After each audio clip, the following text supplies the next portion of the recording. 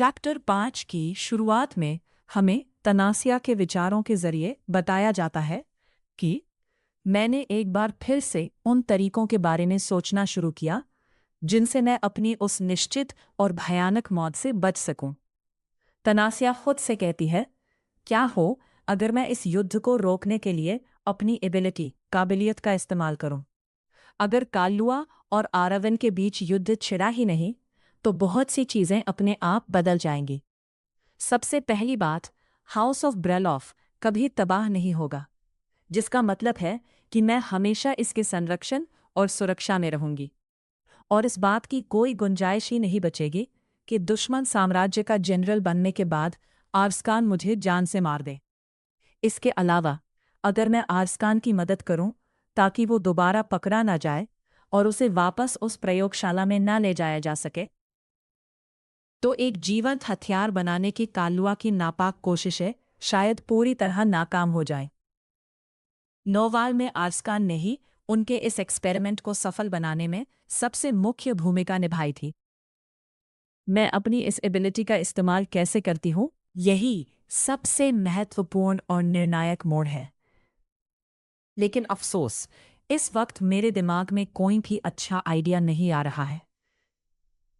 तभी अचानक कमरे का दरवाज़ा खुलता है और दासी घबराते हुए अंदर आती है। My lady. वह तनासिया को डेस्क पर ही सोया हुआ देखकर पास आती है और चिंता से पूछती है, आप डेस्क पर ही क्यों सो गई हैं? क्या आप ठीक है? तनासिया अपनी आंखें मलते हुए उठती है। पूरी रात विचारों के जाल में उलझे रहने के कारण उसका सिर भारी है। वह अपने मन में कहती है, मैं पूरी रात युद्ध रोकने के बारे में सोचती रही और आखिरकार यही सो गई। वह अपनी दासी को देखकर थोड़ा संभलती है और कहती है, आह, बस कुछ देर के लिए मेरी आंख लग गई थी। Just dozed of. खैर, बात क्या है? दासी एक संदेश देते हुए कहती है, माय लेडी, लॉर्ड ओरलैंड ने आज शाम आपको अपने साथ डिनर पर बुलाया है। ये सुनते ही तनासिया चौंक जाती है। उसके दिमाग में तुरंत सवाल कौंधता है, लॉर्ड ओरलैंड ब्रेलॉफ, वो मेरे पिता है ना? वह हैरान होकर सोचती है, आखिर वो अचानक मेरे साथ डिनर क्यों करना चाहते हैं? फिर सीन शिफ्ट होता है और हमें दिखाया जाता है कि तनासिया महल के हॉल से गुजर रही होती है और अपने मन में कहती है, मुझे थोड़ी घबराहट हो रही है, क्योंकि ये पहली बार है जब मैं अपने पिता से मिलने जा रही हूँ। तनासिया हॉल में आगे बढ़ते हुए अपने पिता के बारे में सोचने लगती है और खुद को शांत करने की कोशिश करती है। लॉर्ड ओरलैंड ब्रेलॉफ, जो अपने तेज दिमाग, शांत और गंभीर स्वभाव और बेहतरीन बिजनेस एक्यूमेन के लिए जाने जाते हैं, उन्होंने ही ब्रेलॉफ घराने को इस ऊंचाई और शोहरत तक पहुंचाया है। भले ही दुनिया की नज़रों में उनकी छवि एक बेहद ठंडे और बेरुखे, कोल्ड एंड डिटैच्ड इंसान की है, लेकिन असल में वो अपनी दोनों बेटियों से बेहद प्यार करने वाले एक स्नेही पिता है। वो एक गहरी सांस लेती है और खुद को तसल्ली देती है, मुझे पूरा यकीन है कि सब कुछ ठीक रहेगा। बस मुझे बिल्कुल सहज, नेचुरल रहना है, एकदम नेचुरल। फिर हमें दिखाया जाता है कि तनासिया डाइनिंग रूम में पहुंच चुकी है। वहां टेबल पर बैठे उसके पिता उसे देखकर बहुत ही शांत आवाज में बोलते हैं, आओ बैठो तनासिया। तनासिया जैसे ही उन्हें देखती है, उसके होश उड़ जाते हैं। वो पूरी तरह हैरान होकर अपने मन में चिल्लाती है, क्या मेरे पिता इतने युवा क्यों दिख रहे हैं? फिर अचानक उसे कुछ याद आता है और वो सोचती है, ओह, याद आया, किताब में यह जिक्र था कि मेरे पिता ने मेरी माँ से तब शादी की थी जब वे दोनों बहुत छोटे थे, और शादी के कुछ समय बाद ही माँ का देहांत हो गया था। माफ़ कीजिएगा, मैंने आपको इंतज़ार करवाया। तनासिया ने खुद को संभालते हुए कहा और मन ही मन खुद को टोकने लगी, शांत रहो एकदम शांत। तनासिया ने उनकी तरफ देखा और पूछा, क्या आज आपको किसी काम से बाहर नहीं जाना था? हाँ, जाना था, ओरलन ने जवाब दिया, लेकिन मैंने उसे आगे के लिए टाल दिया क्योंकि मेरे पास तुम्हारे लिए एक तोहफा है। तनासिया हैरान रह गई, हाँ, तोहफा? वो सोचने लगी, ये क्या है? तभी ऑर्लन ने बात आगे बढ़ाई। मार्सेला ने मुझे बताया था कि तुमने जादुई सूत्रों, मैजिकल फॉर्मूले के विषय में एक असाधारण प्रतिभा खोजी है। इसलिए मैंने इस बधाई के रूप में यह तोहफा तैयार किया है। मुझे उम्मीद है कि यह तुम्हें पसंद आएगा। अब से तुम भविष्य में क्या बनना चाहती हो, इस बारे में गंभीरता से सोचना। ऑरलैंड ने बहुत ही सौम्य आवाज में कहा, तुम जो भी प्रयास एंडेवर्स करोगी, मैं उसमें खुशी खुशी तुम्हारा साथ दूंगा। यह सुनकर तनासिया थोड़ा चकित रह गई। उसने कहा, यह वाकई अनएक्सपेक्टेड था। धन्यवाद, पिताजी। फिर उसने सामने रखे तोहफे को देखा और अपने मन में सोचने लगी, वह सिर्फ मुझे यह तोहफा देने के लिए अपना काम आगे टालकर यहाँ आए। वह इसे सीधे मेरे कमरे में भी तो भिजवा सकते थे। ऑरलैंड के चेहरे पर एक हल्की सी संतुष्टि आई। मुझे ये सुनकर खुशी हुई कि ये तुम्हें पसंद आया। तनासिया ने उन्हें देखते हुए मन ही मन सोचा, ये तो मेरी उम्मीद से भी कहीं ज्यादा अपनी बेटियों को लाड करने वाले पिता निकले। तभी वहां मौजूद नोट्सिया चहकते हुए बोली, बधाई हो तनासिया, और ये भी कितने खूबसूरत है। मुझे पूरा यकीन है कि ये तुम पर बहुत प्यारे लगेंगे। तनासिया ने मुस्कुराते हुए जवाब दिया, तुम्हारा बहुत बहुत धन्यवाद। तभी नोट्सिया उसे कहती है, ओह, याद आया, जल्द ही क्राउन प्रिंस के जन्मदिन की बॉल पार्टी होने वाली है। तुम्हें उस पार्टी में यही नेकलेस पहनकर जाना चाहिए। यह सुनते ही तनासिया के दिमाग में एक झटका लगता है और वो सोचने लगती है, 1 मिनट रुको, क्राउन प्रिंस की बर्थडे बॉल? वो याद करने की कोशिश करती है और उसके मन में घबराहट दौड़ जाती है। क्राउन प्रिंस की बर्थडे बॉल, यही वो जगह थी जहां नोट्सिया और इस नोबेल के मुख्य नायक, मेल प्रोटैगनिस्ट की पहली मुलाकात हुई थी। और वो मुख्य नायक कोई और नहीं बल्कि खुद crown Prince Rohel D frenzy Irwin है। तनासिया बॉल पार्टी की बात सुनकर गहरी सोच में डूब जाती है और नावल की पूरी कहानी को अपने दिमाग में दोहराते हुए सोचती है।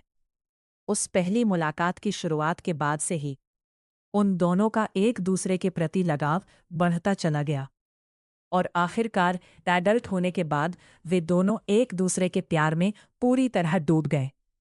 और जहां तक तनासिया की बात है, वो जाहिर तौर पर एक विलेन थी जो हर मुमकिन कोशिश करके उन दोनों को अलग करना चाहती थी। उसके चेहरे पर एक गंभीर सोच उभर आती है और वह मन ही मन एक नई रणनीति बनाती है। लेकिन क्या हो अगर मैं उन्हें अलग करने के बजाय उनके इस प्यार का सपोर्ट करूं?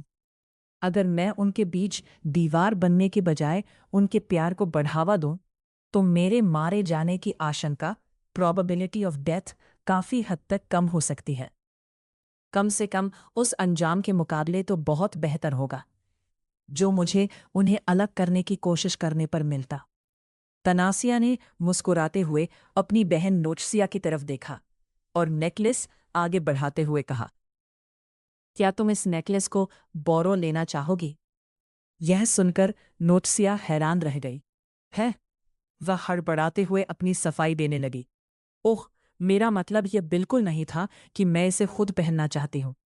मैं तो बस इतना कह रही थी कि ये तुम पर बहुत अच्छा लगेगा। तनासिया ने उसे शांत करते हुए प्यार से कहा, मुझे पता है, मैं तो बस यूं ही तुम्हें ये दे रही हूं क्योंकि मुझे लगता है कि तुम्हारे लिए इस नेकलेस को पहनकर बॉल पार्टी में जाना एक बहुत अच्छा आइडिया रहेगा। नोट्सिया ने संकोच करते हुए कहा, मैं तुम्हारे इस प्रस्ताव के लिए बहुत आभारी हूं, लेकिन मैं इसे नहीं ले सकती। मना मत करो, मुझे पूरा यकीन है कि ये तुम पर और भी ज्यादा खूबसूरत लगेगा। तनासिया ने जोर देते हुए कहा और फिर उसने मुस्कुराते हुए आगे जोड़ा, क्या तुम यह भी चाहोगी कि मैं इस नेकलेस के साथ मैच करती हुई एक बेहतरीन ड्रेस चुनने में तुम्हारी मदद करूं? तनासिया नोट्सिया की खुशी को देखकर मन ही मन मुस्कुराती है और अपनी योजना को पुख्ता करते हुए सोचती है, मैं बिल्कुल नहीं चाहती कि उस पूरी पार्टी में कोई भी मुझ पर ध्यान दे या नोटिस करे। मेरे लिए यही सबसे ज्यादा फायदेमंद, बेनिफिशियल होगा कि मैं उस शाम नोत्सिया को आकर्षण का केंद्र, सेंटर ऑफ अटेंशन बना दूं और रॉयल के साथ उसकी उस पहली मुलाकात को एक जबरदस्त कामयाबी, स्मैशिंग सक्सेस में बदल दूं। तभी नोत्सिया की आंखों में चमक आ जाती है और वह उत्साह से पूछती है, तनासिया, तुम वाकई मेरी ड्रेस चुनने में मदद करोगी? बिल्कुल, अगर तुम चाहती हो तो मैं जरूर करूंगी, नोत्सिया ने गर्मजोशी से जवाब दिया। ये हुई ना बात। ये, मैं अब और इंतजार नहीं कर सकती। नोत्सिया खुशी से चहक उठी। उनके पिता लॉर्ड ऑरलैंड दोनों बहनों को इस तरह प्यार से बात करते देख हल्के से मुस्कुराए। हा, तुम दोनों मेरी उम्मीद से कहीं ज्यादा एक दूसरे के करीब हो, ऑरलैंड ने कहा। फिर उन्होंने तनासिया की तरफ देखकर बात आगे बढ़ाई। तनासिया, तुम्हें वो नेकलेस अपनी बहन को देने की कोई जरूरत नहीं है। तनासिया ने चौंक कर उन्हें देखा। पिताजी? लॉर्ड ऑरलैंड ने तुरंत अपने पास खड़े सेवक को आदेश दिया, ठीक ऐसा ही एक दूसरा नेकलेस तैयार करवाया जाए। सेवक ने सिर झुकाते हुए कहा, जी माय लॉर्ड। पिता का यह फैसला सुनकर तनासिया पूरी तरह हैरान रह जाती है और अपने मन में सोचती है, इसकी तो मुझे बिल्कुल भी उम्मीद नहीं थी। तभी नोक्सिया खुशी से उछल पड़ती है और पूछती है, तनासिया, तुम ड्रेस शॉपिंग के लिए कब चलना चाहती हो? तनासिया ने मुस्कुराते हुए जवाब दिया, जब भी तुम चाहो। लॉर्ड ऑरलैंड ने दोनों को प्यार से देखा और टेबल की तरफ इशारा करते हुए कहा, ठीक है, अब हम यह बातचीत खाना खाते हुए जारी रखते हैं। तनासिया और नोक्सिया ने एक साथ मुस्कुराते हुए कहा, जी पिताजी। फिर हमें कमरे के एक कोने में मौजूद आर्सकान दिखाया जाता है। वह तनासिया को उसके परिवार के साथ इस तरह खुश और हंसते खेलते देख रहा होता है। उन्हें साथ देखकर आर्सकान के चेहरे पर एक गंभीर भाव आ जाता है और वो अपने मन में कुछ सोचने लगता है। वह गहरी नज़रों से तनासिया को देखता है, जैसे वह उस लड़की को समझने की कोशिश कर रहा हो जो कुछ समय पहले तक उसकी जान बचाने के लिए परेशान थी और अब अपने परिवार के बीच इतनी सहज और खुश दिख रही है। फिर सीन शिफ्ट होता है और हम आर्सकान को देखते हैं जो गहरी नींद में सोया हुआ है। सोते हुए उसके सपनों में पुरानी बीती हुई यादें, फ्लैशबैक्स, धुंधली तस्वीरों की तरह दिखाई देने लगती हैं। उसका अतीत, वे अंधेरी रातें और पुरानी दर्दनाक यादें एक एक करके उसके बंद आंखों के सामने तैरने लगती हैं, जिससे सोते हुए भी उसके चेहरे पर तनाव और बेचैनी साफ झलकने लगती है। सपने में आर्सकान को अतीत का वो खौफनाक मंजर दिखाई देता है, जहां एक भारी और डरावनी आवाज उसके कानों में गूंजती है, आर्सकान, क्या तुम्हें वाकई ये लगा था कि तुम यहां से भाग सकते हो? सपने की वो डरावनी और भारी आवाज आर्सकान के कानों में और ज्यादा गहराई से गूंजने लगती है, जो उसे उसके अतीत की बेड़ियों की याद दिलाती है। तुम्हारी मौत होने तक, और यहां तक कि मौत के बाद भी, तुम एम्पायर ऑफ कल्लुआ के चंगुल से कभी आजाद नहीं हो पाओगे। आर्सकान अचानक एक झटके के साथ अपनी आंखें खोलता है। उसका पूरा शरीर पसीने से भीगा हुआ है और उसकी सांसें बुरी तरह फूल रही हैं, और वो कहता है, जब से मैं उस प्रयोगशाला लैबोरेटरी से भागकर आया हूं, मैं एक रात भी चैन से नहीं सो पाया हूं। उसकी आवाज में एक गहरा दर्द और खौफ है। हर रात मुझे बस वही भयानक सपने आते हैं, जिसमें वे नकाबपोश लोग, हुडेड मैन, मेरा पीछा कर रहे होते हैं।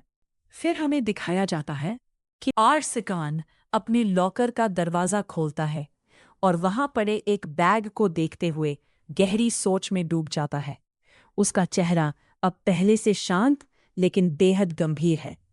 वो तनासिया के बारे में सोचते हुए खुद से कहता है, लेडी तनासिया इस समय बस अपनी किसी सनक या मनमर्जी की वजह से मेरे प्रति दयालु बन रही है, लेकिन कोई नहीं जानता कि उनका यह अच्छा बर्ताव कब तक टिकेगा। वो अपनी मुट्ठियां भींच लेता है और अपने दिल को कड़ा करते हुए सोचता है, यही वजह है कि मुझे उनसे किसी भी तरह की उम्मीद नहीं रखनी चाहिए।